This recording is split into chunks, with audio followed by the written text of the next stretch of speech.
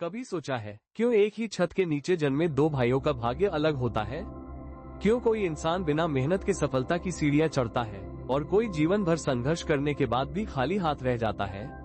क्यों कोई पुण्यात्मा कष्ट भोगता है और कोई पापी सुख में जीवन जीता है?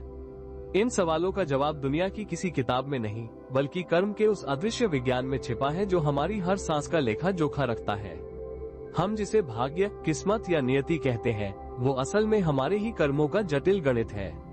आज हम उसी गणित को सुलझाने जा रहे हैं। आज हम कर्म के 3 सबसे गहरे रहस्यों को समझेंगे: संचित, प्रारब्ध और क्रियमाण। ये सिर्फ शब्द नहीं, बल्कि आपकी आत्मा की वो 3 पुस्तिकाएं हैं जिनमें आपके अनंत जन्मों का हिसाब लिखा है।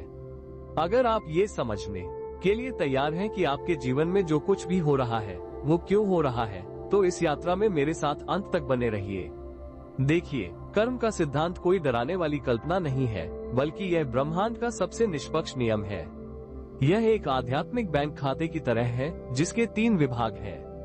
पहला है संचित कर्म, यानी आपका अनंत काल का बचत खाता। दूसरा है प्रारब्ध कर्म, यानी वो छोटी सी रकम जो आपको इस जीवन में खर्च करने के लिए मिली है। और तीसरा है क्रियमाण कर्म, यानी आज आप जो नए लेन देन कर रहे हैं।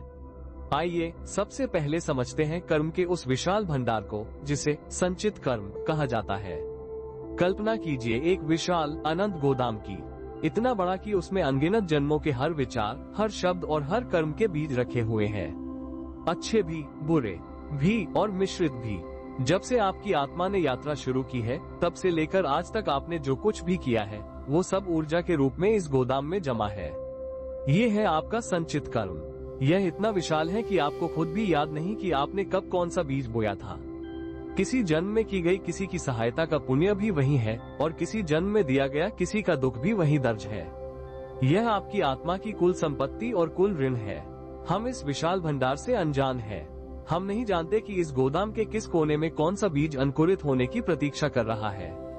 यही कारण है कि जीवन में जब अचानक कोई बड़ी खुशी या बड़ा दुख आता है तो हम हैरान हो जाते हैं। हम कहते हैं, मैंने तो ऐसा कुछ नहीं किया, फिर मेरे साथ ऐसा क्यों हुआ? उत्तर है, आपने किया है। शायद इस जन्म में नहीं, पर किसी और जन्म में वो कर्म संचित के गोदाम में पड़ा था और अब अपना फल देने के लिए तैयार हो रहा है। अब यहाँ एक प्रश्न उठता है, अगर संचित कर्मों का भंडार इतना बड़ा है तो क्या हमें उन सभी कर्मों का फल एक ही जीवन में भोगना पड़ता है? नहीं। यहीं पर कर्म का दूसरा और सबसे महत्वपूर्ण सिद्धांत सामने आता है, प्रारब्ध कर्म। प्रारब्ध संचित कर्मों के उस विशाल भंडार में से निकाला गया एक छोटा सा हिस्सा है जिसका फल आपको इस वर्तमान जीवन में भोगने के लिए दिया गया है। यह वो पटकथा है जिसे लेकर आप इस धरती पर जन्मे हैं। इसे ऐसे समझिए, एक धनुर्धर के तरकश में हजारों तीर यानी संचित कर्म रखे हैं, लेकिन वो एक बार में सारे तीर नहीं चलाता। वो तरकश से एक तीर यानी प्रारब्ध कर्म निकालता है, उसे धनुष पर चढ़ाता है और छोड़ देता है। एक बार जब तीर कमान से निकल गया तो क्या उसे वापस बुलाया जा सकता है? नहीं, वो तीर अब अपने लक्ष्य की ओर बढ़ चुका है। यही प्रारब्ध है। यह वो कर्म है जो फल देने के लिए अपनी यात्रा शुरू कर चुका है। आप किस परिवार में जन्म लेंगे, आपके माता पिता कौन होंगे, आपका शरीर कैसा होगा, आपकी मौलिक बुद्धि कैसी होगी, आपके जीवन में कौन सी बड़ी घटनाएं घटेंगी, ये सब प्रारब्ध तय करता है। यही कारण है कि कुछ लोग जन्म से ही स्वस्थ और धनी होते हैं और कुछ जन्म से ही रोगी या निर्धन। यह उनके इस जन्म का कर्म नहीं, बल्कि प्रारब्ध है जो पिछले जन्मों के संचित कर्मों से निकल कर आया है। जब जीवन में ऐसी घटनाएं घटे जिन पर आपका कोई नियंत्रण नहीं, तो समझ लीजिए कि प्रारब्ध अपना काम कर रहा है। आप उसे रोक नहीं सकते, उससे लड़ नहीं सकते, उस तीर से बचने का कोई उपाय नहीं है। उसे तो बस स्वीकार करना होता है, भोगना होता है। इस गहरे ज्ञान को समझने से पहले आपसे एक अनुरोध है। यदि कर्म का यह विज्ञान आपके हृदय को छू रहा है तो इस वीडियो को लाइक करें और नीचे कमेंट में ओम कर्मणे नमः अवश्य लिखें। साथ ही अगर आपने हमारे चैनल श्री हितवाणी को अभी तक सब्सक्राइब नहीं किया है तो अभी करें, ताकि आप ऐसे गहरे संदेशों से कभी वंचित न रहें। अब आपके मन में सबसे बड़ा सवाल उठ रहा होगा, अगर सब कुछ प्रारब्ध ही है, अगर तीर कमान से निकल ही चुका है, तो फिर मेरे कर्म करने का, मेरी मेहनत का, मेरी पूजा पाठ का क्या अर्थ है? क्या मैं सिर्फ एक कठपुतली हूँ? इसका उत्तर कर्म के तीसरे और सबसे शक्तिशाली सिद्धांत में छिपा है, क्रियमाण कर्म। क्रियमाण का अर्थ है जो अभी किया जा रहा है, यह आपके वर्तमान क्षण के कर्म है। यह आपकी स्वतंत्र इच्छा का क्षेत्र है। प्रारब्ध वो है जो आपके साथ हो रहा है, क्रियमाण वो है जो आप उस स्थिति में कर रहे हैं। समझिए, प्रारब्ध ने आपको एक नाव और एक नदी दी है। नदी का बहाव यानी प्रारब्ध किस दिशा में होगा ये तय है, लेकिन नाव में पतवार यानी क्रियमाण आपके हाथ में है। आप उस बहाव में नाव को कैसे चलाते हैं यह आपकी इच्छा पर निर्भर है। कोई बाहरी परिस्थिति आपको क्रोधित करने की कोशिश करती है, ये प्रारब्ध है। लेकिन उस परिस्थिति में शांत रहना है या क्रोध करना है, यह आपका क्रियमाण कर्म है। आपके पास धन की कमी है, ये प्रारब्ध हो सकता है, लेकिन उस कमी में धैर्य और ईमानदारी से मेहनत करना है या चोरी और बेईमानी का रास्ता अपनाना है, यह आपका क्रियमाण कर्म है। यही वो जगह है जहां आप अपना भविष्य लिखते हैं। आपके आज के क्रियमाण कर्म ही भविष्य में आपके संचित कर्म के भंडार में जाकर जमा हो जाएंगे और उन्हीं में से कुछ कर्म अगले जन्मों में आपका प्रारब्ध बनकर सामने आएंगे। तो आप कठपुतली नहीं हैं, आप एक ऐसे कलाकार हैं जिसे एक निश्चित मंच यानी प्रारब्ध दिया गया है, लेकिन उस मंच पर अभिनय कैसा करना है ये पूरी तरह आपके हाथ में है। अब इन तीनों के संबंध को एक सरल उदाहरण से समझते हैं ताकि यह ज्ञान आपके मन में हमेशा के लिए बस जाए। मान लीजिए, संचित कर्म एक किसान का विशाल अन्न भंडार है जिसमें कई वर्षों की फसल जमा है। प्रारब्ध कर्म उस भंडार से निकाला गया इस साल के भोजन के लिए अनाज का एक बोरा है। अब इस साल आपको इसी बोरे से गुजारा करना है, चाहे इसमें गेहूं हो या कनक। और क्रियमाण कर्म वो खेती है जो आप आज अपने खेत में कर रहे हैं। आप आज जो बीज बोएंगे वही फसल कल कटेगी और वापस उस विशाल अन्न भंडार यानी संचित में जमा हो जाएगी, जो आने वाले वर्षों यानी जन्मों में आपका भोजन यानी प्रारब्ध बनेगी।